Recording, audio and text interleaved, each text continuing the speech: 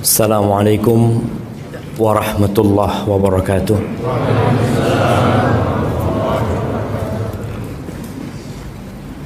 Alhamdulillah alladzi hadana li hadza wa ma kunna linahtadiya laula an hadana Allah. Segala puji bagi Allah Jalla Jalaluh yang telah memberikan hidayahnya kepada kita. Yang hidayah itu mahal sekali. Kalau dunia dan isinya digunakan sebagai alat tukar mendapatkan hidayah, nggak bisa. Bagaimana kelak orang-orang kafir pada hari kiamat jikalau mereka memiliki bumi dan isinya, mereka ingin menebus diri mereka dari api neraka. Tapi kata Allah, ma tuqbila minhum, nggak diterima dari mereka. Maka semoga Allah Jalla Jalaluh menyempurnakan hidayahnya untuk kita dan mematikan kita husnul khatimah. Allahumma salli wa sallim ala abdika wa rasulika habibina wa sayyidina Muhammadin wa ala alihi wa ashabihi ajma'in. Ya Allah, semoga salawat dan salam, berkah dan nikmat senantiasa Engkau curahkan untuk hamba kekasih-Mu, untuk baginda Nabi kita Muhammad alaihi salatu wassalam, yang telah mengajarkan kepada kita semua kebaikan. Tapi kadangkala kita nggak mau belajar kebaikan-kebaikan yang diajarkan oleh Nabi alaihi salatu wassalam. Sebagian kita mau belajar tapi berat untuk mengamalkannya. Tiap pagi Rasulullah sallallahu alaihi wasallam berdoa mengatakan, Allahumma inni as'aluka ilman nafi'an. Ya Allah, aku memohon kepadamu ilmu yang bermanfaat. Bukan bicara ilmu yang banyak, bukan bicara bagaimana meminta supaya yang cerdas, tapi minta mendapatkan ilmu yang bermanfaat. Karena orang yang paling dicintai Allah adalah orang yang paling bermanfaat buat orang lain. Apa gunanya untuk berilmu kalau ternyata ilmu itu nggak bermanfaat? Hanya sekedar nilai di dalam lembaran-lembaran ijazah. Beliau minta ilman nafi'an. Yang kedua minta warizqan thayyiban, minta rizki yang halal yang baik, bukan sekedar rizki yang banyak. Kita ini kadangkala jemaah tertipu dengan banyaknya jumlah sesuatu. Padahal belum tentu banyak itu menunjukkan kebaikan. Enggak. Ilmu yang banyak belum tentu baik kalau tidak bermanfaat. Rizki yang banyak belum tentu baik kalau ternyata rizki itu membuat kita nggak bisa ke masjid. Karena kita sibuk memikirkan rizki yang Allah berikan. Minta rizki yang halal, yang baik, yang mengantarkan kepada kebaikan. Yang ketiga beliau minta alaihi salatu wassalam wa amalan mutaqabbala, minta amalan yang diterima. Bukan amalan yang banyak juga, tapi amalan yang diterima. Apa gunanya antum bangun subuh, datang kajian di masjid ini, kalau pulang nggak diterima sama Allah SWT? Hanya dapat capek, lelah, nggak ada gunanya. Semoga salat bersambung untuk keluarga Nabi alaihi salatu wassalam, untuk para sahabat Nabi dan orang-orang yang mengikuti beliau. Amma ba'd, jamaah rahimakumullah. Ada sebuah kisah yang Nabi SAW ceritakan sebagaimana diriwayatkan oleh At-Tabrani dan Ibnu Hibban. Cerita tentang anak dan orang tua. Karena kita sedang berbincang tentang pentingnya pendidikan agama sejak dini. Ketika Rasul SAW Isra Mi'raj, Lailata usriya bi, beliau mengatakan fawajadtu raihatan thayyibah, aku mencium aroma yang wangi, yang harum semerbak. Maka aku bertanya kepada Jibril alaihi salam, ma hadhi, ini baunya apa ini? Maka Jibril mengatakan, ini wanginya Masyitatu binti Fir'aun wa auladiha. Ini harumnya Masyitah, tukang sisirnya, putrinya Fir'aun. Siapa yang tahu namanya? Siapa nama tukang sisirnya Fir'aun? Lupa.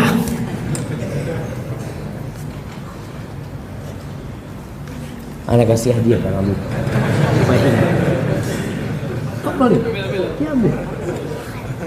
Barakallahu fiik. Nggak ada yang tahu namanya coba. Namanya Masyitatu binti Fir'aun. Masyitah itu artinya tukang sisir. Artinya Masyitah itu tukang sisir. Binti Fir'aun, putrinya Fir'aun. Jadi dia dikenal dengan pekerjaannya, dengan profesinya, bukan dengan namanya. Nabi SAW kepingin tahu apa ceritanya. Kita akan melihat sebuah cerita pengorbanan ibu dan anak. Diceritakan oleh Jibril alaihissalam bahwasanya suatu hari tatkala dia sedang menyisir, jatuh sisir dari tangan. Lagi nyisir putrinya Fir'aun ini. Lalu Masyitah mengatakan Bismillah. Bismillah. Ini kalau bicara pendidikan anak sejak kecil, biasakan anak-anak kita mendengarkan semua ungkapan yang berisi pengagungan kepada Allah Azza wa Jalla. Isinya pujian buat Allah Azza wa Jalla. Sehingga anak ini terbiasa dengan bahasa yang indah, bahasa Arab tuh. Kata putrinya Fir'aun,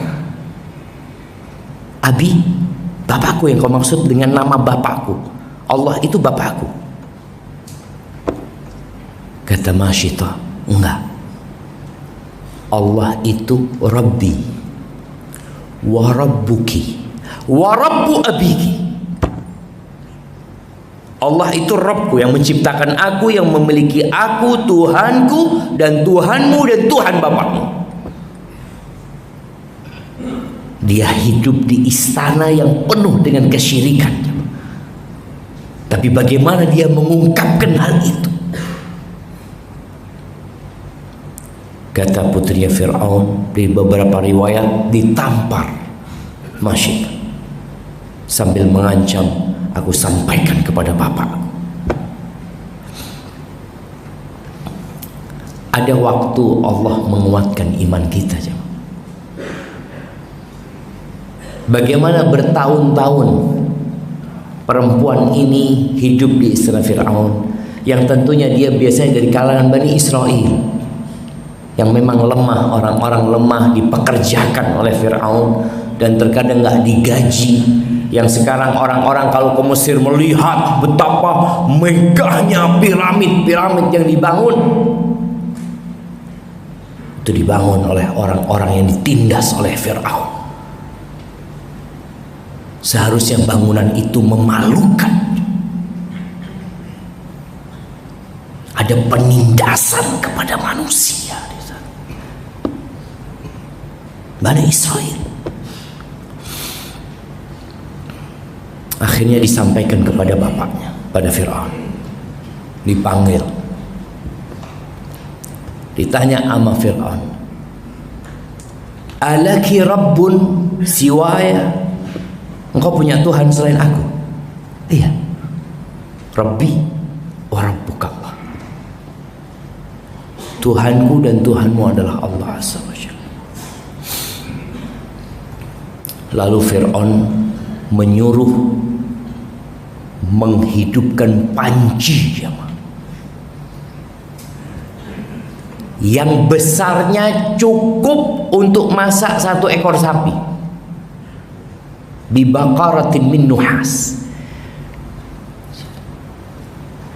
Di Indonesia ini ada kambing guling. Pernah melihat sapi guling? Belum. Kita ngerobohkan sapi aja capek ya. Itu besar sekali, dimasak minyak di sana. Lalu ditanya lagi, engkau masih merasa punya Tuhan selain aku? Iya, Tuhanku dan Tuhanmu Allah. Ini ibunya. Antum lihat bagaimana anak-anaknya dididik oleh ibu ini sejak dini untuk mentauhidkan Allah Azza wa Jalla, untuk memandang dunia ini hanya tempat penyeberangan, untuk meyakini bahwa kita tidak lama hidup di dunia dan semua yang kita miliki akan berakhir. Semua kesenangan akan berakhir dan semua kepahitan juga akan berakhir. Satu persatu anaknya dimasak jemaah di depannya. Bagaimana anak itu nggak berontak jemaah? Bisa bayangin ya, pendidikan apa yang diberikan oleh ibunya kepada anaknya. 1 masuk, entah berapa jumlah anaknya, 2 masuk, 3 sampai yang ada di susuannya. Yang ada di susuannya ini belum dididik karena dia masih kecil. Tapi bagaimana Allah Azza wa Jalla membuat itu bayi berbicara? Rabbul Alamin. Ketika satu persatu anaknya sudah dimasak di sana, Allah bikin itu bayi mengatakan, ya ummah, innaki ala haq. Wahai bunda, bunda, engkau berada di atas kebenaran bunda. Iktahimi, masuk engkau bunda. Allahu Akbar jemaah. Ini pendidikan yang hilang di masa sekarang ini. Tatkala para orang tua hanya menjadi mesin pencari uang, tatkala para ibu juga hanya sibuk dengan kepentingan dirinya,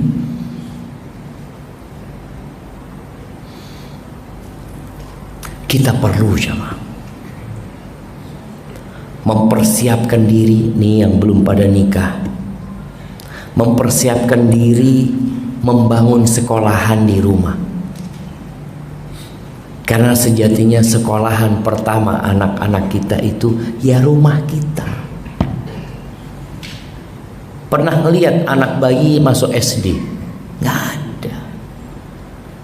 Sekarang sekolah menerima anak paling kecil umur berapa? Paling kecil 4 tahun, 3 tahun. Iya. Ada ya kira-kira 3-4 tahun. Sebelum itu di mana itu anak hidup? Di rumah. Bagaimana tatkala rumah ini ternyata isinya hubbud dunya.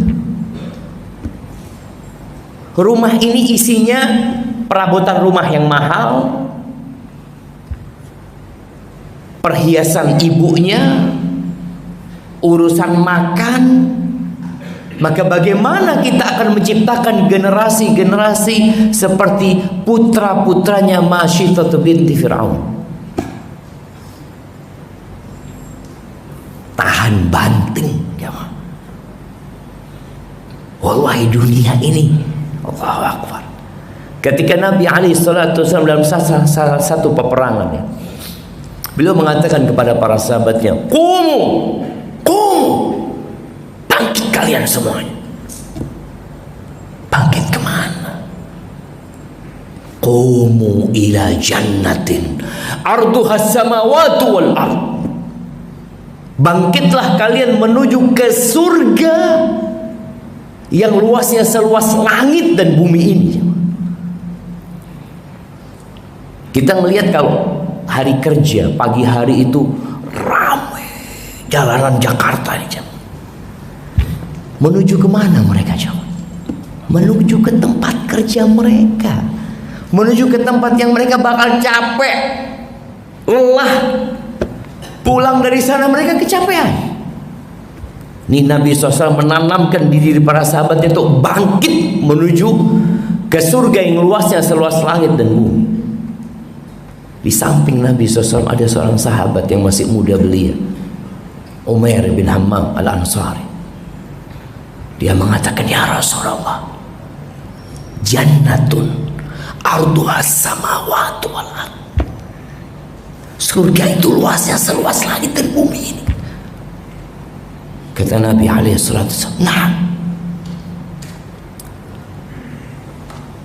itu kata Umair, bakhil ya Allah, kata. Ucapan takjub dia, jemaah. Kita ini sedang berusaha meraih sesuatu yang gak ada di muka bumi ini, jemaah. Antum lihat orang terkaya di muka bumi ini, berapa hartanya? 10.000 triliun? Enggak. Siapa orang terkaya di dunia, jemaah? Masih Jeff Bezos? Apa sudah ada yang ngalahkan dia? Kekayaan mereka ini cuma angka aja. Pagi nomor 1, sore nomor 2. Apanya kok bisa jadi? Ya cuma angka. Hanya angka. Tetap Jeff Bezos tuh makannya 1 piring. Kadang-kadang enggak juga makannya. Pagi minum air hangat mungkin. Haditun. Sahabat ini ketika dikasih tahu benar surga itu seluas langit dan bumi, dia mengatakan bakhil. Nabi tanya, ma hamalaka an taqula bakhil? Kenapa engkau ngomong bakhil? Kata dia. Enggak Rasulullah, aku cuma berharap untuk menjadi penghuni surga. Anta min ahliha, engkau termasuk penghuni surga itu. Itu Umair, jemaah, ngeluarkan beberapa butir kurma, jemaah, supaya dia memperkuat dirinya untuk perang ini. Lalu dia mengatakan, la in ishtu. Dia baru berpikir, makan kurma ini butuh waktu mengunyahnya, apalagi beberapa butir. Lalu dia mengatakan, la in ishtu hatta akula hadhihi tamarat la hiya hayatun tawila. Kalau aku masih hidup untuk menghabiskan kurma-kurma ini, wallah itu hidup yang panjang, kata dia. Dilemparkan itu kurma, jemaah. Dia lari menuju ke medan perang, tewas. Menuju kemana dia, jemaah? Jannatun arduha samawati. Surga yang luasnya seluas langit dan bumi, jemaah. Maka ahibati fillah, tadi bagaimana kita menciptakan rumah yang mereka selalu berpikir untuk masuk surga Allah Azza wa Jalla. Dunia kita cari. Mau dibawa kemana dunia? Bawa ke surga. Semua yang bisa dibawa ke surga. Allah Azza wa Jalla berfirman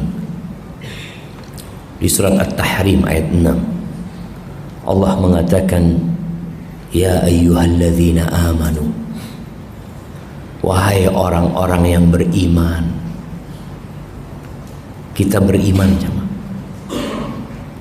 Kita datang subuh-subuh, meninggalkan rumah kita, datang ke masjid ini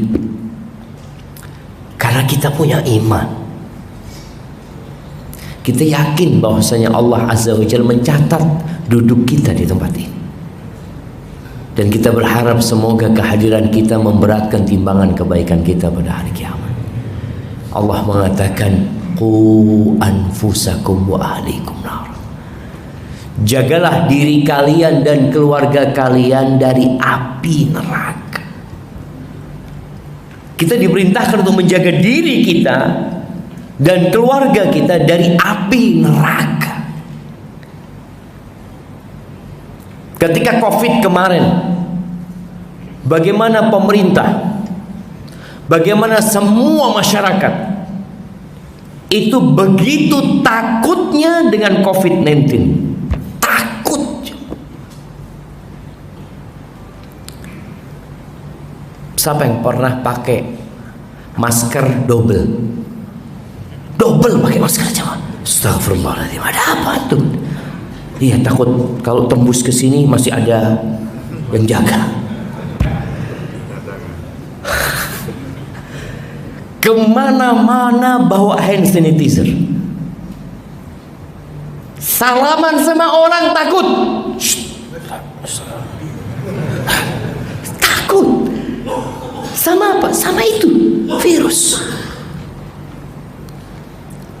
Kebayang antum kalau antum mungkin ketawa-ketawa sendiri jemaah. Ketika beli makanan sampai rumah nggak disentuh, siram dulu. Saya, kenapa disiram? Kata dia. Ketakutan kita kepada virus itu sekarang mulai hilang. Kita menganggapnya sesuatu yang sudah selesai, Ustaz, udah tidak membahayakan lagi, sudah anak udah vaksin booster yang ke-7 sudah. Jadi kalau orang mungkin yang ke-3, ke-4 dia udah ke-7 aman sudah jemaah. Tapi ada neraka yang nunggu kita. Ini lewat nih. Kalau kita bicara penyakit, musibah udah lewat semua. Tapi ada satu hal yang menunggu kita, yang kita pasti ketemu. Pasti ketemu. Nggak ada orang masuk surga nggak melewati neraka. Anak lewat jalan lain, nggak ada. Karena Allah Azza wa Jalla sudah menetapkan wa in minkum illa wariduha kana ala rabbika hatman maqdiya. Tidak ada satupun di antara kalian kecuali pasti melewatinya, pasti jemaah. Itu sudah ketetapan Allah yang tidak berubah. Maka sekarang bagaimana menyelamatkan diri antum? Kalau orang takut dengan COVID kemarin, para perawat, para dokter pakai baju kayak astronot gitu ya. Iya, karena takut mereka. Dan kita harus punya baju yang bisa menyelamatkan kita dari api neraka. Anak-anak kita dari api neraka. Wallah kita takut jemaah. Kita takut anak kita kalau pas lagi duduk-duduk di depan jalan, tahu-tahu anak itu mau nyebrang nggak ngelihat kanan kiri jemaah. Kita teriak jemaah. Fulan, jangan sampai dia ketabrak.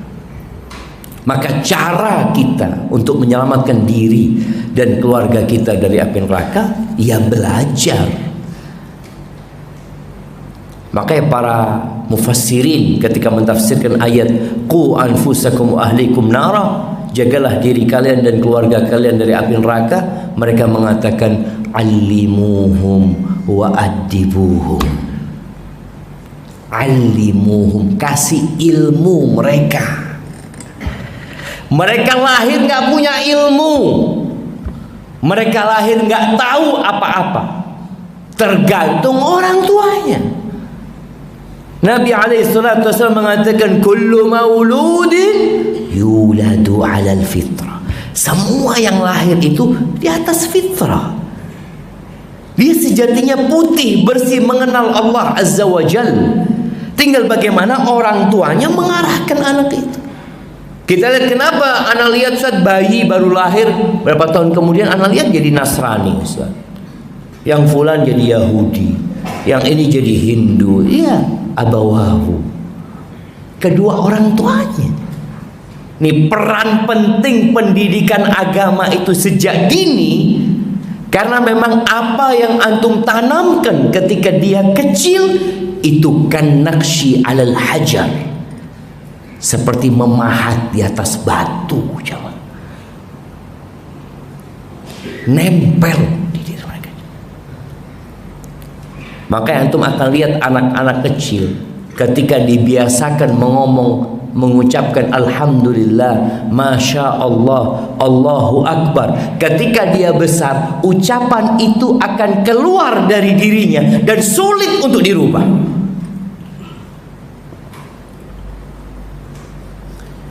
Beberapa waktu yang lalu pernah ada keramaian di negeri kita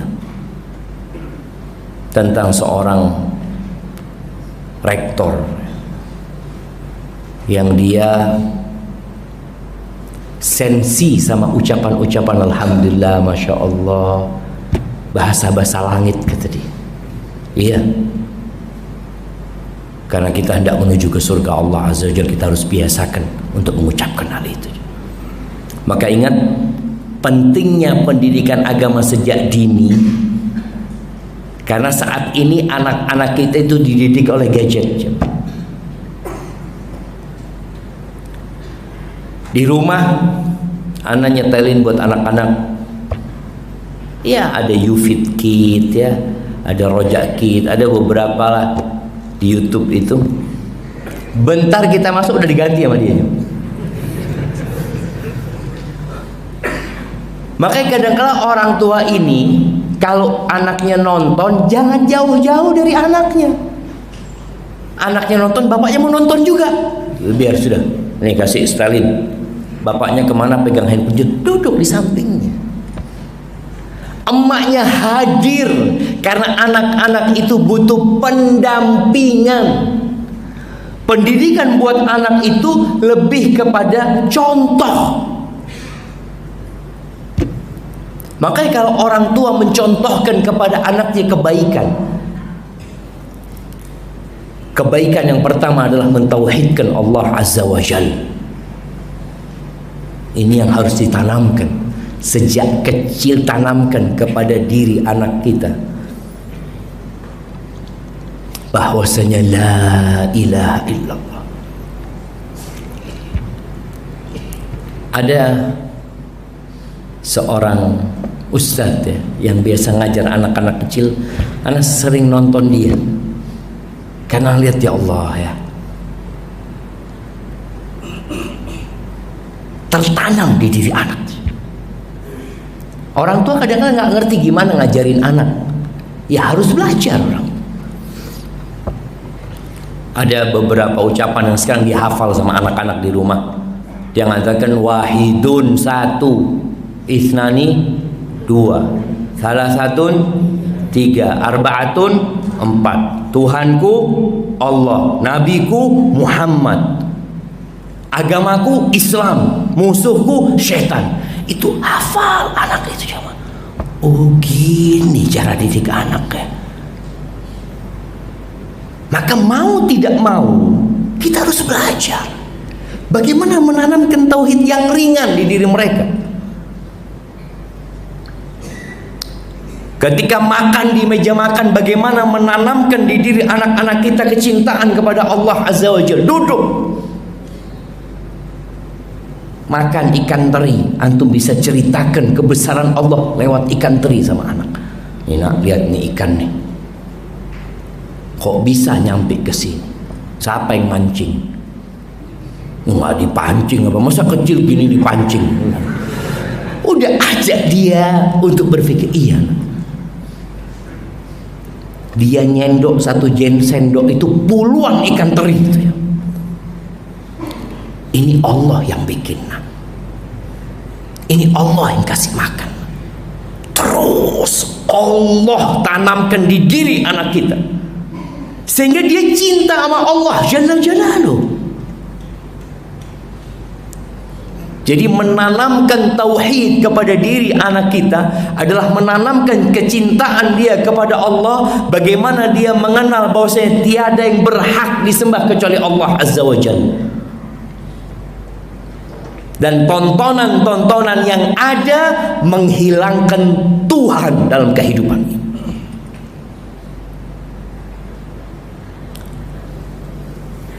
Sekarang manusia ini menciptakan superhero, dunia superhero, karena mereka melihat ada kejadian-kejadian yang di luar nalar manusia. Yaitu Allah yang bikin. Tapi mereka hendak menghilangkan Allah Azza wa Jalla. Yang ada Superman, yang ada siapa lagi jamaah. Mereka sedang menanamkan akidah yang menyimpang dan kita nonton. Ada cerita Tuhan dalam superhero itu ya? Nggak ada. Yang ada aku. Yang ada kumpulan superhero. Kalau dulu, kalau kita baca sejarah Yunani, kumpulan superhero itu dewa-dewa yang mereka bikin. Sudah nggak laku dewa-dewa itu. Ada Zeus, ada Hermes, ada siapa lagi dewa-dewa mereka. Itu ditanamkan jadi cerita. Sekarang itu hilang, nggak laku. Mereka bikin baru dan ditonton oleh anak-anak. Di mana Allah dalam cerita mereka? Nggak ada. Sampai anak kepingin baca tentang cerita superhero ini. Apa sih sebenarnya? Maka ingat, tanamkan di diri anak kita bahwa Allahu Akbar. Luqman Al-Hakim, bagaimana dia menanamkan akidah yang benar di diri anaknya sebelum bicara adab dan etika. Dia mengatakan, ya bunayya la tusyrik billah, inna syirka la zulmun azim. Belum bicara adab dan etika, baru setelah itu bicara sholat, baru setelah itu bicara tentang adab menjadi muslim yang baik. Tapi yang pertama adalah menanamkan kecintaan kepada Allah, bahwa kesyirikan itu kezaliman yang nyata. Bayangin jamaah, orang kalau berzina masih diampuni nggak sama Allah Subhanahu wa taala? Mati dalam kondisi nggak bertobat dia jamaah, masih mungkin diampuni sama Allah Azza wa Jalla. Orang kalau membunuh masih mungkin dia diampuni sama Allah? Mungkin. Mencuri mungkin. Tapi orang melakukan kesyirikan, innallaha la yaghfir an yushraka bihi wa yaghfiru ma duna dzalika liman yasha. Sesungguhnya Allah tidak mengampuni untuk disekutukan, dan selain itu Allah mengampuni bagi Allah yang Allah kehendaki. Maka bicara pendidikan agama adalah menanamkan tauhid di diri dia. Bagaimana Nabi alaihissalatu wassalam menanamkan keimanan di diri sepupunya Abdullah bin Abbas.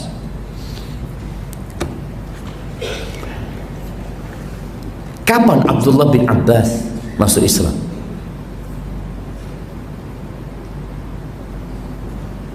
Jemaah, yang hadis-hadisnya banyak sekali. Beliau itu radhiyallahu ta'ala anhu berkumpul sama Nabi SAW cuma 30 bulan. Jadi kapan beliau masuk Islam? 30 bulan cuma ketemu Nabi SAW. Jangan, Nabi meninggal kapan? Mana yang mau jawab ini? Insya Allah. Kapan Nabi SAW meninggal dunia? Nah, 1434 Hijriah. 1400 meninggalnya. Sekarang 1444. Berapa tahun yang lalu maksudnya itu? Iya. Iya, nggak apa-apa, anak kasih aja. Nah, 1433 tahun yang lalu beliau meninggal dunia SAW tanggal 12 Rabiul Awal tahun 11 Hijriah. Ibnu Abbas berjumpa dengan Nabi SAW cuma 30 bulan. Berarti kapan masuk Islamnya Ibnu Abbas? Nah, Insyaallah jemaah, antum ngantuk kayaknya. Nggak disediain kopi di sini.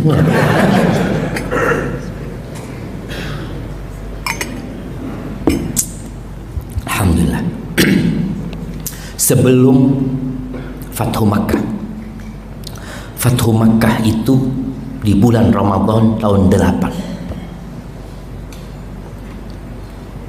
Itu Abdullah bin Abbas dibawa sama bapaknya ke kota Madinah. Nabi SAW membonceng Abdullah bin Abbas. Ini bocah yang masih baru dibawa sama bapaknya, umurnya 10-11 mungkin pada waktu itu, masih kecil Abdullah bin Abbas. Lalu Nabi SAW mengatakan, ya ghulam, ya ghulam, inni u'allimuka kalimat. Wahai bocah, aku akan mengajarkan kepadamu beberapa kalimat.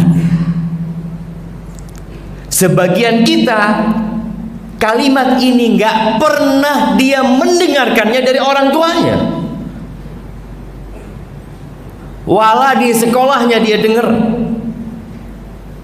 Padahal orang tua harus ngajarkan ini. Bapaknya baru masuk Islam, Abbas. Anaknya baru masuk Islam. Maka bagaimana Nabi SAW kemudian memberikan pendidikan ini kepada Abdullah bin Abbas? Nggak ada kata, oh belum waktunya. Waktunya dia mendengarkan. Yang pertama, ihfadillah yahfadka. Jagalah Allah, Allah akan menjagamu. Jadi sebuah ungkapan yang membuat kita jadi tenang. Oh gitu ya. Kalau ana jaga Allah, Allah akan jaga ana. Iya. Dijaga dalam segi apa? Semuanya akan dijaga. Hatimu dijaga, jiwamu dijaga, ragamu dijaga, hartamu dijaga, keluargamu dijaga. Fadillah.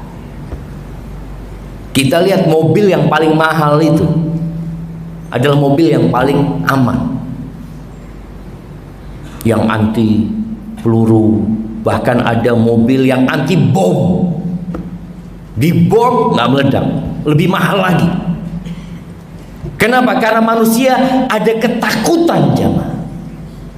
Menghilangkan ketakutan itu dengan menghadirkan penjagaan Allah Azza wa Jalla. Sehingga ketika berangkat dari rumahnya, sang anak mengatakan, Bismillah tawakkaltu ala Allah, la haula wa la quwata illa billah. Siapa yang ngajarin? Bapaknya, ibunya yang ngajarin. Keluar rumah engkau baca itu. Karena benar-benar menyerahkan kepada Allah. Nabi mengatakan kepada bocah ini, ihfadillah yahfadka. Allah akan jagamu. Ihfadillah tajidhu tujahak. Jagalah Allah, engkau akan mendapatkan Allah di hadapanmu ketika engkau perlu. Manusia berpikir kalau ada Spiderman enak ya. Kalau ada ini, iya. Ditanamkan di diri anak itu. Makanya kostum superhero itu yang pakai siapa? Bapak-bapak. Nggak ada. Padahal di film itu bapak-bapak yang jadi superhero. Yang pakai siapa? Anak-anak. Anak-anak yang pakai jamaah. Dia pakai tas. Tasnya ini semuanya. Ainallah. Jagalah Allah. Engkau akan mendapati Allah di hadapanmu. Ketika anak kita naik sepeda jatuh luka, alhamdulillah nak, alhamdulillah. Alhamdulillah nak. Nggak sampai patah. Bersyukur sama Allah. Dihadirkan Allah dalam semua kejadian.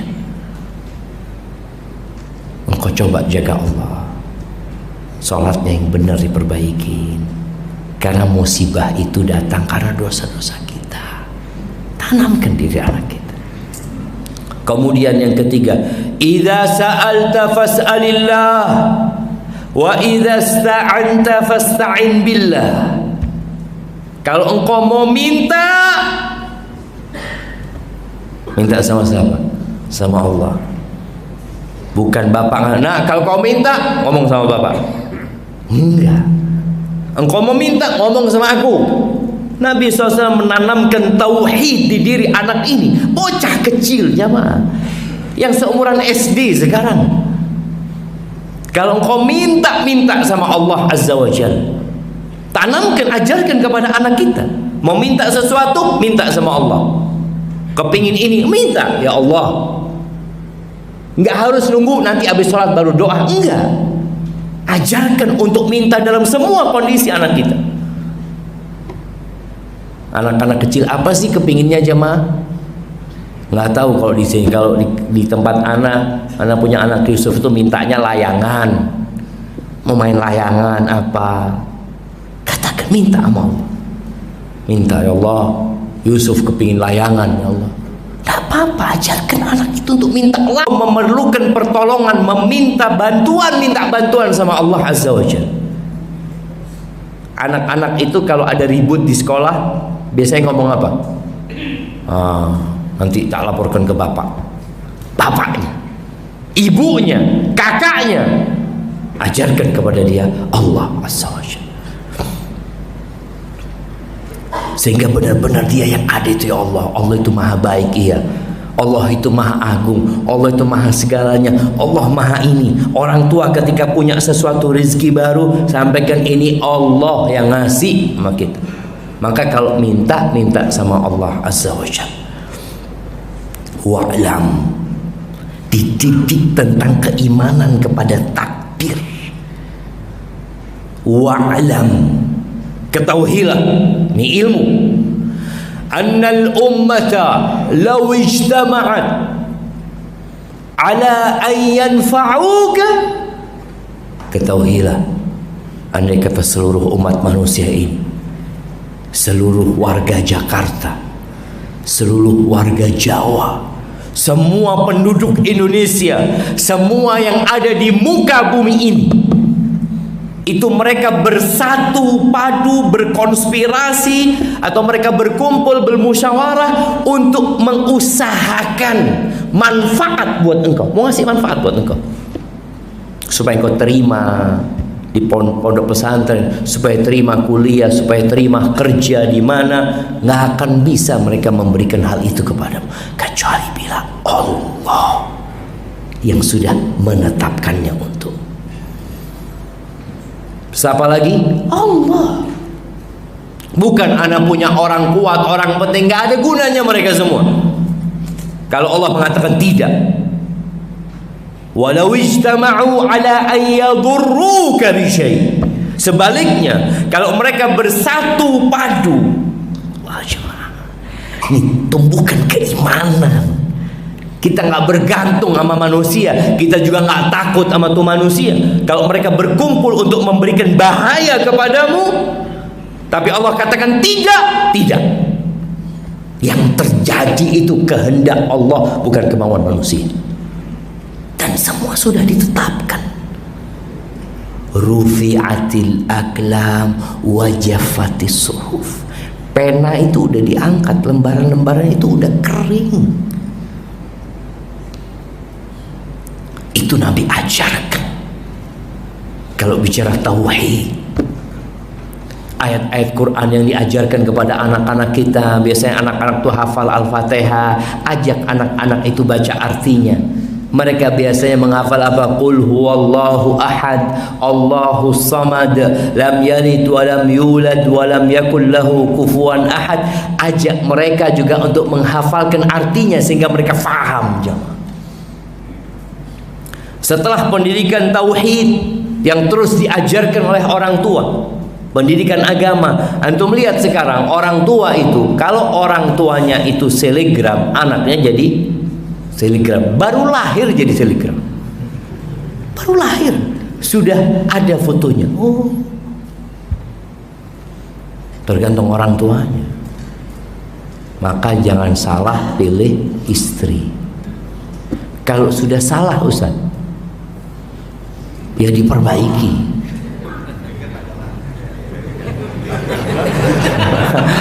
Oh, udah salah mau nambah lagi antum.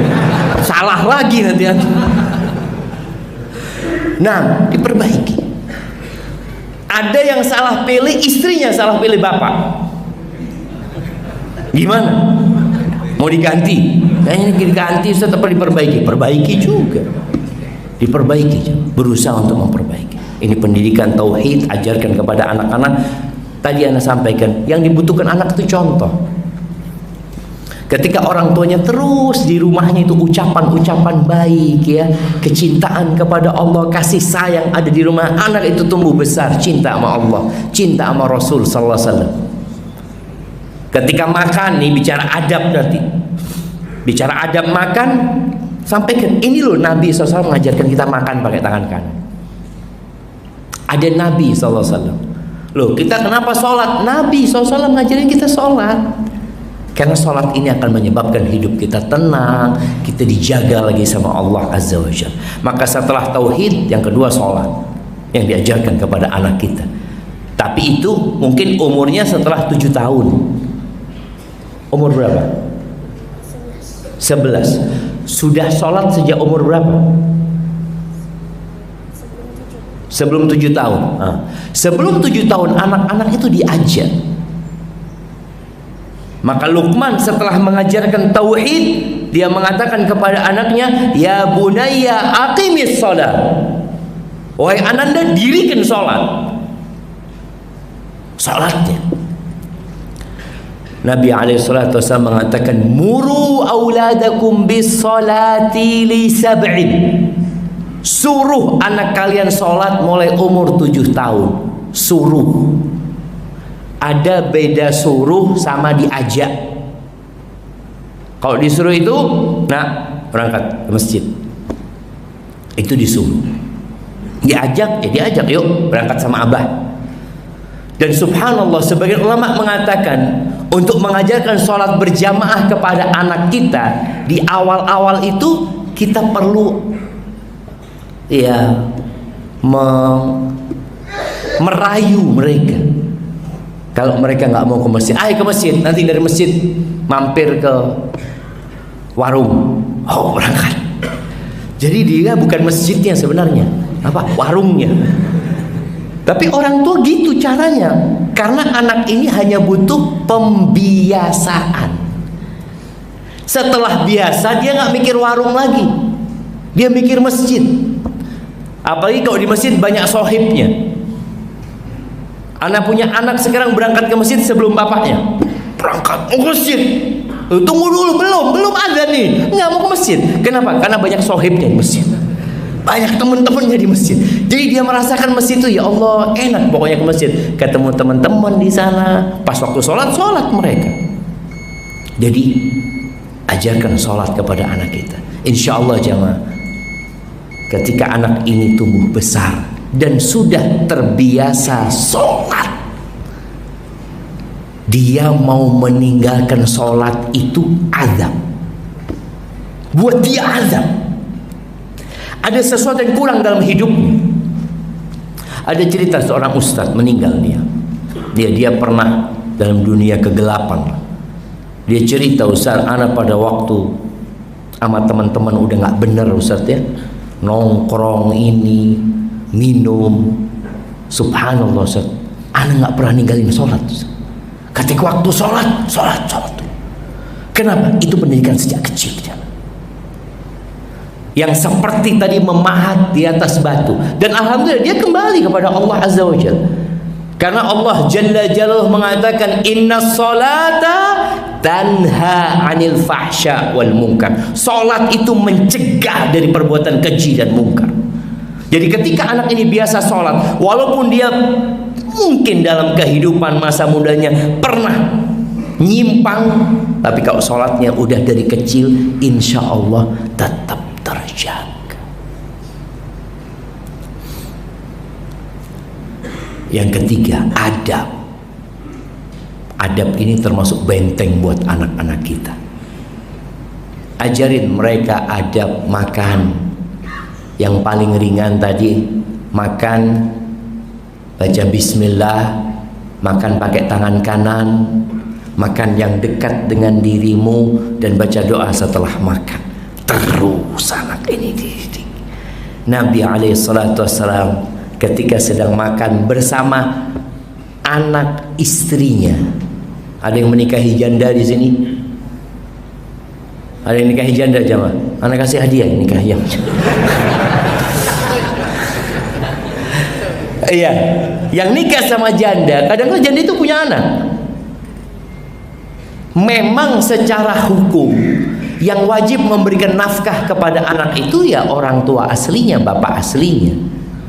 Sedangkan bapak sambungnya ini ya bukan kewajiban. Dia kewajiban memberikan nafkah kepada siapa? Kepada istri dan kepada anak-anak dia. Tapi sebagai bentuk ihsan, berbuat baik kepada orang lain, ya kita juga peduli sama anak-anak istri kita. Nabi SAW menikah sama Ummu Salamah. Ummu Salamah radhiyallahu ta'ala anha ketika dilamar sama Nabi SAW, dia sempat ragu. Bukan sempat ragu, maksudnya dia takut dengan kondisi dirinya. Dia mengatakan, ya Rasulullah, ini dzatu iyal. Ini para janda kalau dilamar oleh seseorang, dia jelaskan tentang kondisinya supaya suaminya ini tahu dengan apa yang terjadi dengan dia. Nggak ada yang disembunyikan. Ummu Salamah mengatakan, ya Rasulullah, ini dzatu iyal, aku punya anak banyak. Anaknya 3 Ummu Salamah waktu itu, kecil-kecil. Wa inni imra'atun ghayur, aku ini perempuan yang pencemburu sekali. Supaya suaminya sadar, aku nih kayak gini gitu, kekuranganku itu. Apa kata Nabi SAW? Keluargamu kita gabungkan jadi keluarga kita. Ini suami yang Masya Allah jemaah. Bukan keluargamu yang kau yang cari nafkah buat dia, aku nggak urusan. Enggak, Nabi SAW mengatakan keluargamu jadi keluarga kita. Artinya Nabi bertanggung jawab dengan anak-anaknya Ummu Salamah. Adapun kecemburuanmu, gimana caranya jemaah? Fanasta'inu billah, kita minta tolong sama Allah. Kalau itu benar jemaah, bicara kecemburuan perempuan ini, antum mau kasih kajian 2 jam sama dia, besok cemburu lagi dia. Karena itu bicara perasaan. Maka Nabi SAW mengatakan minta tolong sama Allah. Udah, urusan ini urusan minta tolong sama Allah.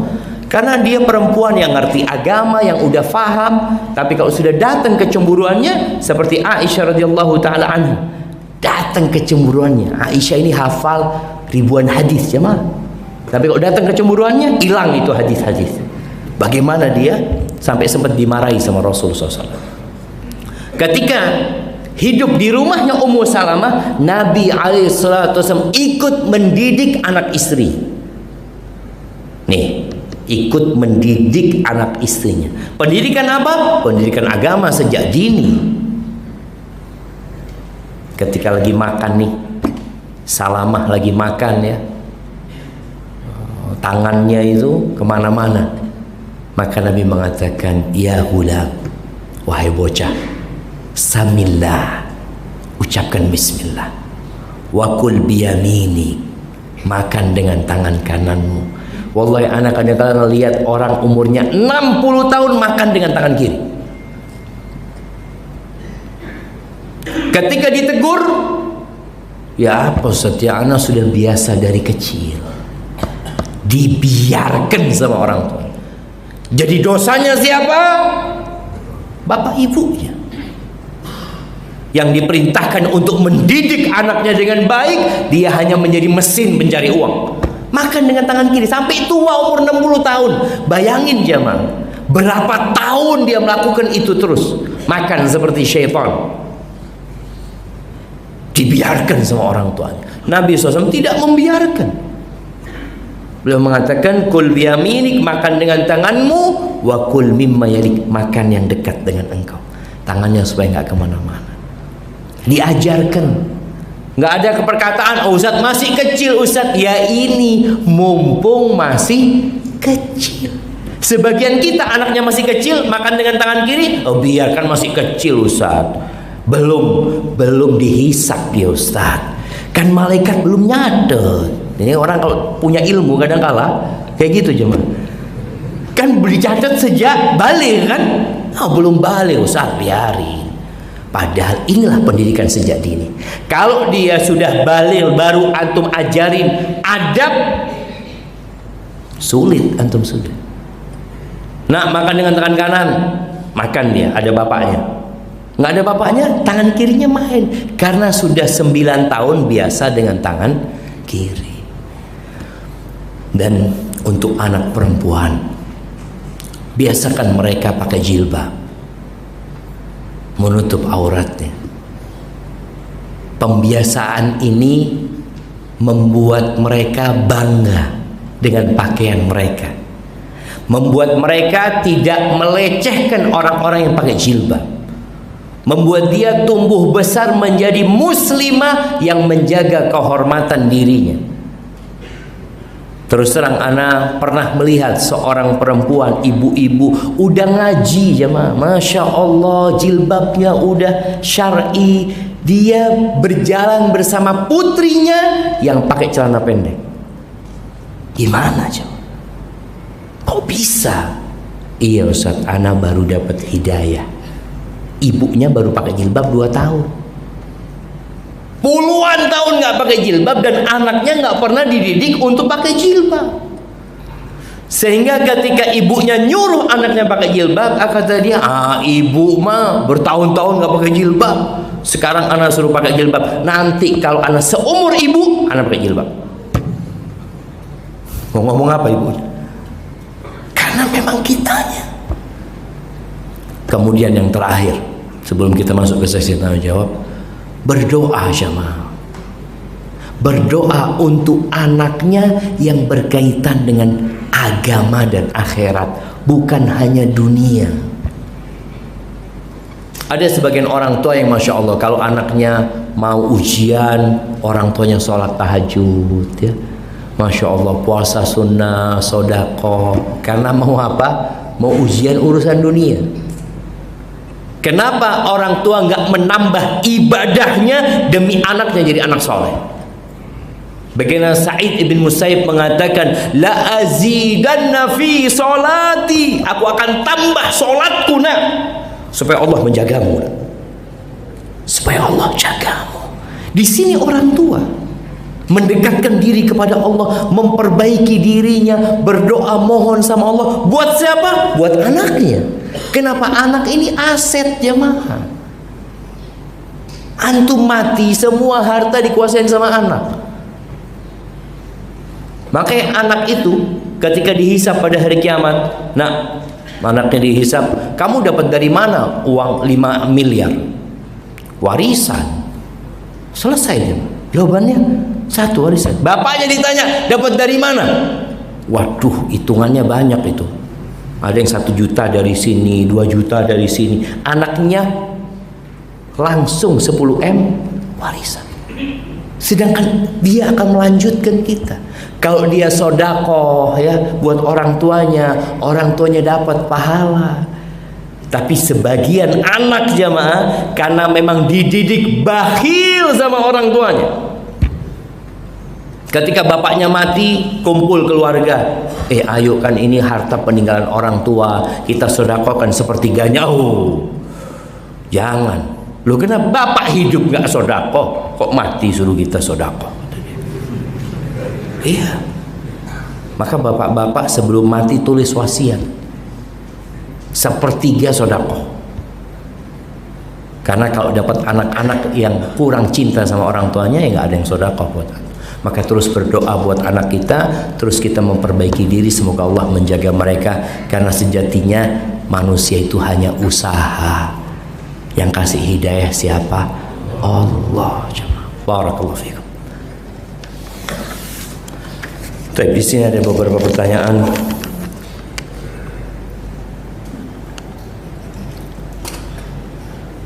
Bagaimana caranya ketika anak kita tidak diterima di lingkungannya? Karena sering menasehati teman-temannya, sedangkan dia juga butuh bermain dengan teman-teman sebayanya. Jazakumullah khair. Nah, ahibati fillah, ada yang lupa tadi. Orang tua tetap harus sadar anak-anaknya membutuhkan permainan. Anak-anak dia butuh main. Makanya Anas bin Malik radhiyallahu taala anhu ketika disuruh sama Nabi SAW ke satu tempat, Di tengah jalan ketemu sohibnya sedang main dia. Sampai Nabi datang, Anas, engkau sudah jalankan? Ya Rasulullah, lupa. Dia langsung jalan. Artinya anak-anak itu butuh main. Sehingga tetap orang tua memberikan porsinya. Kapan mereka bermain dan kapan mereka didampingi bermain dan kapan mereka bermain sendirian. Kalau dikatakan tadi kawannya ini karena sering memberikan nasihat kepada sohib-sohibnya kemudian dijauhin. Nasihat itu perlu waktu yang tepat. Rasulullah SAW itu tidak selalu memberikan nasihat kepada sahabatnya. Kata Abdullah bin Mas'ud radhiyallahu taala anhu, kana yatakhawwaluna bil mau'izah. Beliau itu jarang-jarang ngasih nasihatnya itu berkala gitu ya, nggak selalu. Kenapa? Oh nggak tiap hari kasih nasihat, pagi kasih nasihat, sore kasih nasihat. Ini para sahabat Nabi radhiyallahu taala anhum. Yang memberi nasihat siapa? Nabi Muhammad alaihi salatu wassalam. Kata Abdullah bin Mas'ud, makhafatas sa'amata alaina, takut kita jenuh, takut kita bosan. Maka kasih nasihat anaknya, nak, engkau kalau sudah kasih nasihat, sudah nanti lihat waktu lainnya kasih nasihat lagi. Jadi nggak selalu yang membuat mereka akhirnya jenuh, bosan sama kita. Nasihat yang tujuannya memperbaiki malah nggak didengarkan. Maka sampaikan kepada anak, kasih nasihat, tapi cari waktu yang tepat. Sehingga dengan cara itu teman-temannya akan menghargai dia juga. Ketika waktu bermain sama mereka. Masya Allah, ini panjang banget ya, anak kayaknya perlu minum dulu nih ya, Bismillah.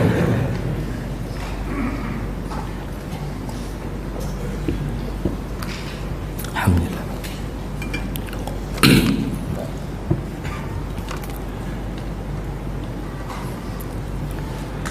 Afwan Ustadz, di luar tema. Sebelum masuk ke pertanyaan, ana dari Padang Ustadz. Allah mudahkan anak kerja di sini. Dan selama anak hijrah dan di kampung, anak bisa dengar kajian Ustadz online, live, alhamdulillah. Allah Azza wa Jalla juga memudahkan anak bisa ketemu Ustadz secara langsung. Anak sangat bangga. Anak minta doanya Ustadz, agar anak dan teman-teman yang hijrah ke jalan yang lurus selalu Allah teguhkan hati dan istiqamah menjalankan syariat Allah dan sunnah Rasulullah sallallahu alaihi wasallam. Mohon nasihatnya Ustadz buat ana dan teman-teman atau saudara seiman agar selalu kuat keimanan untuk menghadapi ujian, cobaan sampai datang kematian. Syukran Ustadz, barakallahu fiik. Ya jemaah, butuh kesabaran. Ali bin Abi Thalib mengatakan manzilatus sabri minal iman, kedudukan sabar. Iman itu kan pohon jemaah, pohon yang bercabang. Kedudukan sabar dalam keimanan ini kamanzilatir ra'si minal jasad, seperti kepala sama badan. Sabar itu kepalanya. Idza quti'ar ras, kalau dipotong kepalanya udah nggak ada gunanya tuh jasad. Maka antum yang hijrah akan diuji terus. Jadi bukan berarti ketika antum hijrah antum akan santai, akan senang-senang, enggak. Tadi kisahnya Masyidah binti Fir'aun, dimasak sama Fir'aun ketika mereka hijrah menuju kepada Allah Azza wa Jalla. Bagaimana ceritanya Bilal bin Rabah disiksa. Kemudian ketika hijrah ke kota Madinah hidup susah, tinggal di masjid, urusan makan susah, jangan urusan makan susah. Sebagian sahabat radhiyallahu taala anhu, Abu Hurairah radhiyallahu taala anhu, bagaimana beliau pingsan sampai pingsan kejang-kejang sampai diinjak kepalanya sama sebagian sahabat ya, takut kerasukan jin wala apa. Kata Abu Hurairah, ana ini lapar jemaah. Kenapa? Lapar jemaah. Urusannya urusan lapar. Jadi ujian itu akan datang. Maka nasihat ana buat teman-teman yang hijrah ini, teruslah baca sejarah orang-orang yang hijrah. Baca sejarah para nabi. Baca sejarah para pengikut nabi. Sehingga ketika antum mengaku sebagai pengikut Nabi SAW, berarti antum harus seperti mereka. Sebagian kalau hidupnya senang-senang aja perlu berpikir, kok nggak ada ujian yang datang ya? Apakah anak termasuk yang sudah diabaikan sama Allah SWT? Karena musibah datang sebagai tanda cinta Allah buat hambanya. Dan terus berdoa, ya Allah ya. Nabi SAW itu banyak baca doa, ya muqallibal qulub tsabbit qalbi ala dinik. Ya muqallibal qulub, wahai yang membolak-balikkan hati, tetapkan hatiku di atas agama. Kata para sahabat, ya Rasulullah, wahai Rasulullah, kami kan udah beriman sama engkau, kami mengikutimu ya Rasulullah. Atakhafu alaina, engkau masih mengkhawatirkan kami? Iya, kata Nabi SAW. Itu sahabat jemaah. Nabi masih khawatir dengan mereka. Bagaimana dengan kita? Hati manusia berada di tangan Allah Azza wa Jalla, yang Allah bolak-balikan menurut kehendaknya. Maka banyak baca, ya muqallibal qulub tsabbit qalbi ala dinik. Baca Rabbana la tuzigh qulubana ba'da idh hadaitana wa hab lana min ladunka rahmah innaka antal wahhab. Barakallahu fikum. Assalamualaikum Ustaz. Semoga Ustaz selalu diberikan kesehatan. Amin. Afwan, ana sudah menikah sejak 2019. Hingga sekarang masih belum Allah berikan keturunan. Mohon doa dari Ustaz agar ana dan istri diberikan keturunan yang soleh soleha, dan mohon nasihat ana dan istri. Syukran Ustaz. Masya Allah jemaah. Di barat muncul kelompok yang menyerukan untuk apa? Free child, yang nggak punya anak itu apa? Free child free, mereka nggak punya anak, mereka nggak mau punya anak. Kenapa? Karena memang ada perbedaan tujuan nikah dalam Islam sama tujuan nikah mereka. Kita tujuannya bukan hanya menyalurkan syahwat, bukan. Tujuannya memperbanyak umat Nabi SAW. Makanya kalau nikah nggak punya anak jadi bingung. Mereka nggak punya anak, memang nggak kepingin punya anak. Bagaimana Nabi Ibrahim alaihissalam berdoa, Rabbi habli minas salihin, Rabbi habli minas salihin, terus minta sama Allah Azza wa Jalla. Karena anaknya tadi aset. Selain dia perhiasan dunia, dia juga aset buat orang tuanya. Makanya anak kadang-kala kalau ngelihat ya kiriman dari teman-teman, ada fulan punya anak 40. Allahu Akbar. Kapan kita punya anak 20? Ini 40 sudah jemaah.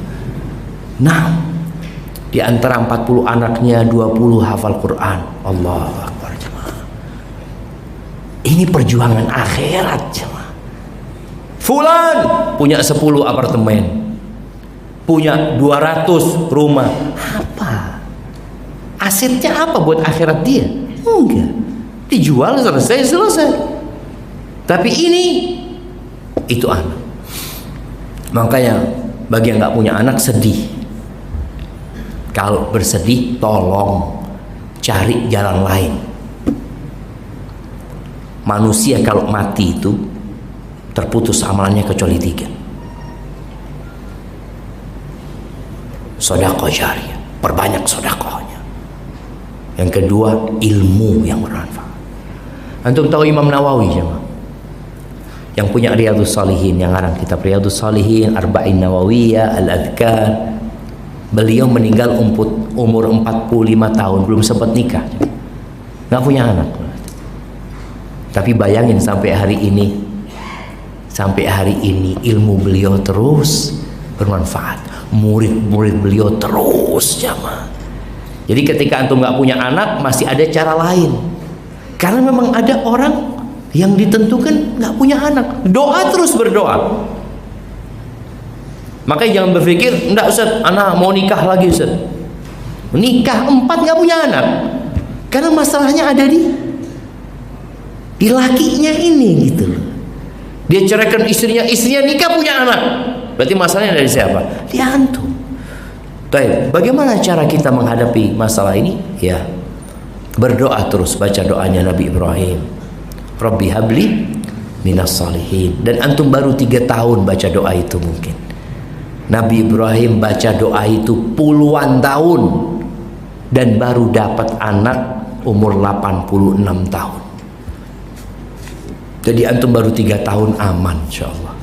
Doanya kurang ya Allah. Iya, terus berdoa aja dan jangan pernah buruk sangka sama Allah Azza wa Jalla. Nabi Zakaria berdoa terus sampai umur 100 tahun. Sampai dia ceritakan sama Allah, mengatakan kondisi dia, Rabbi inni wahanal azmu minni washta'ala ar-ra'su syaiba. Ya Allah, aku tulang-tulangku udah lemah semuanya ya Allah, dan rambutku sudah beruban. Tapi apa kata Nabi Zakaria? Walam akun bidu'aika rabbi syaqiyya. Tapi aku nggak pernah kecewa berdoa kepadamu ya Allah. Nggak pernah ya Allah. Nggak pernah. Ada orang-orang yang kecewaannya disampaikan kepada temannya, kecewa sama Allah dia. Na'udzubillah. Aku sudah berdoa tapi kok kayaknya nggak dikabulkan ya. Itu kecewa dia. Hindarin ucapan itu ya. Nabi Zakaria sampai umur 100 tahun mengatakan walam akun bidu'aika rabbi syaqiyya. Enggak ada aku sudah puluhan tahun berdoa ya Allah mana janjimu, enggak. Ya terus, karena janji Allah itu pasti. Cuma jawaban dari doa itu 1 dari 3 hal. Boleh jadi yang kau bintang kau dikasih, atau Allah kasih ganti yang lebih baik. Allah kasih ganti yang lebih baik. Cuma kita nggak sadar dengan ganti itu ya, diselamatkan dari musibah, dijauhkan dari petaka ini dan itu. Gara-gara doa kita minta anak, terus kita mengatakan Rabbi habli minas salihin. Kita dihindarkan dari penyakit sama Allah Azza wa Jalla. Bukan karena doa yang lain, bisa jadi karena doa ini. Atau Allah kasih ganti yang lebih baik bukan di dunia, nanti di akhirat. Maka antum terus berdoa, mohon sama Allah Subhanahu wa taala, insyaallah Allah kasih anak yang soleh soleha. Dan kita doakan semua yang belum punya anak, semoga Allah berikan anak yang soleh dan soleha. Barakallahu fikum. Ustaz, ana sedang ta'aruf dengan seorang akhwat, dan insyaallah ana nazar dalam waktu dekat. Namun belakangan diketahui bahwa ayah dari akhwat tersebut mengidap penyakit yang cukup berat. Akhwat tersebut mengatakan bahwa ada kemungkinan ia menjadi carrier, pembawa sifat dan penyakit tersebut, meskipun sifatnya tidak pasti dan itu hanya kemungkinan terburuk yang dapat berdampak kepada keturunannya. Mohon nasihatnya Ustaz, apakah baiknya ana lanjutkan proses ini dan kemudian tawakal kepada Allah, dan apakah jika ana mundur karena khawatir kepada kondisi anak menjadikan anak tidak cukup bertawakal kepada Allah Azza wa Jalla. Barakallahu fiik. Ahibati fillah, kita memang disuruh milih mau menikah itu. Nabi alaihi salatu wassalam berpesan kepada kita, kalau mau milih, pilihlah yang agamanya baik. Perempuan kan dinikahin karena kecantikannya, karena darah birunya, karena kekayaannya, karena agamanya. Nabi alaihissalatu wasallam menyebutkan agama terakhir karena memang kebanyakan agama ini terakhir ya. Orang itu melihat, Masya Allah cocok Ustaz, gimana, tinggi, putih, cantik, fulus, Masya Allah, cuma masih sholatnya bolong-bolong Ustaz. Ya insya Allah nanti diperbaiki tadi. Jadi dia itu kalau sudah dunianya cukup, agamanya gampang nanti. Padahal agama ini nggak bisa gampang. Ketika nih anak nggak dididik dengan baik sama orang tuanya sejak dini tadi, antum mau didik udah gede. Kayak tadi pohon jamaah, udah bengkok mau dilurusin susah jamaah. Tapi bagaimana dengan cerita ini? Semua punya kemungkinan sakit. Anak punya mertua sakit ya, dia ICU. Semoga Allah nyembuhkan dia. Kemarin dapat berita nih, anak-anak ini katanya 50-50. 50-50. 50% hidup, 50% mati. Anak ngomong, kita semua 50-50. Bukan yang sakit. Wallahi kita ini jamaah 50-50 semuanya. Berapa banyak orang yang keluar pagi sehat, pulang udah digotong. 50-50 sama semuanya. Jadi kemungkinan hidup dan mati itu ada. Artinya masih ada kemungkinan hidup, ada kemungkinan mati. Dan subhanallah, dalam proses mertua itu di ICU, ada satu yang keluar meninggal, satu keluar meninggal. Allahu Akbar. Kita itu melihat, tapi alhamdulillah semoga Allah memberikan kesehatan. Tapi bagaimana sekarang? Yaitu pilihan engkau. Kalau engkau mau milih yang lain silahkan. Tapi kalau engkau mengatakan enggak Ustaz, bismillah Ustaz, ana mau nikahin perempuan ini dan ana bertawakal kepada Allah, semoga Allah berikan kesembuhan. Wallahi jemaah, ada orang-orang yang sakit nggak ada di garis keturunannya penyakit itu. Dan yang memindahkan penyakit itu adalah Allah Azza wa Jalla. Rasulullah sallallahu alaihi wasallam mengatakan la adwa, nggak ada penyakit menular, nggak ada. Loh, gimana Ustaz? Tapi kesempatan lain Nabi sallallahu alaihi wasallam mengatakan firra minal majdum firaraka minal asad. Larilah dari orang yang kena penyakit menular, juzam seperti kusta, seperti engkau lari dari singa. Artinya kita disuruh menghindar dari orang yang punya penyakit menular. Tapi kata Nabi SAW, nggak ada penyakit menular. Iya, Nabi ingin menanamkan tauhid. Nggak ada penyakit menular dengan sendirinya, nggak ada. Siapa yang membuat dia menular? Allah Azza wa Jalla.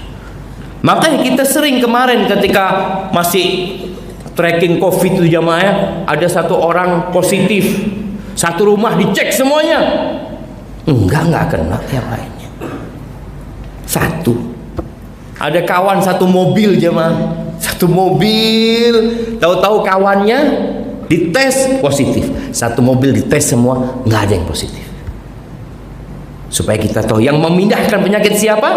Allah. Kita usaha iya, tapi hati kita tetap mengatakan yang dapat memindahkan penyakit adalah Allah Azza wa Jalla. Bukan penyakit itu pindah dengan maunya sendiri. Enggak, karena Allah ingin dia pindah, dia pindah. Ada kejadian di Jakarta, orang ini Masya Allah jemaah, benar-benar protek terhadap COVID. Tadi ketika dia nggak keluar rumah, pokoknya udah nggak keluar rumah, semua rumahnya besar dia ya, makanan semua dikirim. Ketika datang makanan disemprot sama dia jemaah. Satu keluarga COVID jemaah. Dia mengatakan, ya Allah, dari mana ya? Allah mau pindah sampai ke tempat. Jadi kalau bicara tadi penyakit, kalau Allah berkehendak nggak pindah, nggak akan pindah. Tapi itu kembali kepada pilihan sebenarnya. Barakallahu fikum. Baik, kayaknya pertanyaan terakhir jemaah.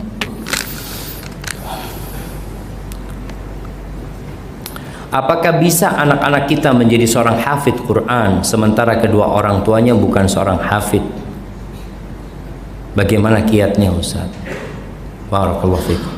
Dari ikhwan Bekasi Utara, insyaallah. Jauh Bekasi ini jemaah. Ya ahibati fillah. Orang tua itu selalu ingin anaknya lebih baik dari dia. Berapa banyak kita ngelihat bapaknya SD nggak lulus, anaknya doktor, S2, S1, dokter. Iya loh jemaah, antum lihat. Jadi jangan antum mengatakan nggak mungkin, mungkin. Orang tuanya nggak hafid Quran, anaknya hafid Quran, mungkin sekali. Tinggal yang pertama adalah niat. Di Madinah itu Masya Allah, anak melihat waktu kuliah itu, habis asar, habis maghrib, ada seorang bapak yang anaknya 3 mungkin, semuanya hafid Quran. bapaknya nggak hafal Quran. Bapaknya cuma bisa nyimak jamaah, nyimak dari anaknya, terus dia baca Quran, dia nggak hafal Quran, anaknya hafal Quran. Sebagian anak sekarang kalau disuruh ngafal Quran, bapak aja nggak hafal, anak disuruh ngafalin. Coba. Jadi kadang-kala kita ribut sama anak-anak kita sendiri. Maka di sini kiatnya adalah menyampaikan kepada orang tua, bapakmu salah. Pendidikan memang dulu ya kita nggak peduli, nah, bapak baru sadar. Sehingga tanamkan di diri anak itu bahwasanya penting menghafal Al-Qur'anul Karim. Indah menghafal Al-Quranul Karim. Engkau akan mendapatkan segala kebaikan dengan menghafal Al-Quranul Karim di dunia di akhirat. Quran ini kalamullah. Allah cinta kepada orang-orang yang suka membaca Al-Quranul Karim. Tumbuhkan itu di diri anak, sehingga ketika orang tuanya menyimak anaknya yang tidak hafal, anaknya tahu, iya, bapakku telat dulu, seperti itu. Karena ada bapaknya yang nggak bisa baca Quran, anaknya hafid Quran. Peran siapa? Ya peran mereka berdua, karena mereka ingin anaknya hafal Quran. Panggil guru dan tolong hormati kalau manggil guru jam. Karena terus terang sampai saat ini masih sedih ya. Ketika guru-guru penghafal Al-Quran ya, yang ngajarin Quran ini gajinya berapa jam? Di sini digaji berapa? Yang punya sekolahan digaji berapa di sini? Ustadz yang ngajar Quran di masjid ini ada, ini ada rencana bikin tahfidz kan? Masya Allah, sudah ada tahfidznya di sini. Digaji berapa gurunya? Wallahu a'lam. 2 juta. 2 juta. Cukup buat hidup di Jakarta 2 juta aja. Hah? Ya suruh nyari sendiri. Nah, jamaah. Paling tidak cukupin gurunya, cukupin. Karena di Jember kita punya sekolahan Quran digaji 2 juta. Ya tentunya Jember sama Jakarta beda lah. Masa di Jakarta 2 juta, di Jember 2 juta. Muliakan guru-guru Quran itu jemaah, muliakan. Yang insya Allah orang yang memuliakan mereka, Allah akan jaga di anak-anaknya. Makanya sebagian orang tua ini kalau masukkan anaknya ke perguruan tinggi umum atau ke sekolah umum, dia itu nggak mikir, karena dia tahu memang bayarnya sekian, ya udah dia bayar. Tapi kalau urusan agama tawar menawar, karena kan ya Ustaz kan sekolah agama Quran ini harus ikhlas Ustaz gitu, nggak usah banyak-banyak sudah. Maka tolong muliakan guru-guru Quran. Kalau antum panggil, muliakan mereka. Allah jamaah, Allah akan muliakan antum. Allah akan muliakan antum. Senangkan mereka, Allah akan senangkan antum insya Allah. Karena mereka ini sedang ngajarin anak kita untuk naik ke derajat-derajat tinggi di surga Allah Azza wa Jalla. Perannya dia jemaah. Dan orang tua ya terus berdoa lagi untuk anaknya agar anaknya bisa menghafal Al-Quranul Karim, memperbaiki diri. Bapaknya juga jangan telat, jangan merasa telat belajar Quran. Anak udah tua Ustaz, udah nggak mungkin. Nggak ada kata nggak mungkin, nggak ada kata nggak mungkin. Di kota Madinah ada perempuan jamaah baru sadar dengan fadilatu hifdzil Quran setelah umur 60 tahun, dan dia bisa hafal Quran 3 tahun setelah umur 60 tahun. Sebagian kita memang sudah kalah mentalnya. Aduh Ustaz, saya sudah tua. Nggak mungkin Pak Ustaz. Para sahabat Nabi emangnya mereka masuk Islamnya muda-muda, masih remaja-remaja, tua-tua mereka jamaah. Tapi karena mereka semangat, mereka mau. Jadi yang pertama antum niat, insya Allah Allah mudahkan. Allah Azza wa Jalla mengatakan, walladzina jahadu fina lanahdiyannahum subulana. Dan orang-orang yang bersungguh-sungguh berjuang di jalan kami, pasti kami tunjukkan jalan-jalan kami. Ya, jadi insya Allah masjid ini mau bikin tahfidz, katanya udah beli tanah di depan mana? Depan masjid ini, di sebelah sini. Mudah-mudahan udah lunas. Alhamdulillah sudah lunas ya, tinggal bangunnya. Disitulah kita juga punya peran mungkin jamaah. Ana mau taruh 1 sak semen lah Walaupun ana nggak ngajarkan Al-Quran, ana dapat bagian pahala lah ketika Quran diajarkan di tempat itu. Hadza yang bisa ana sampaikan, kurang lebihnya mohon maaf. Yang benar dari Allah Azza wa Jal, yang salah dari diri ana pribadi. Allah dan Rasulnya terbebaskan dari kesalahan itu. Ana ucapkan kepada antum semua, khususnya kepada panitia, jazakumullahu khairan. Wa subhana rabbika rabbil izzati amma yasifun, wa salamun alal mursalin.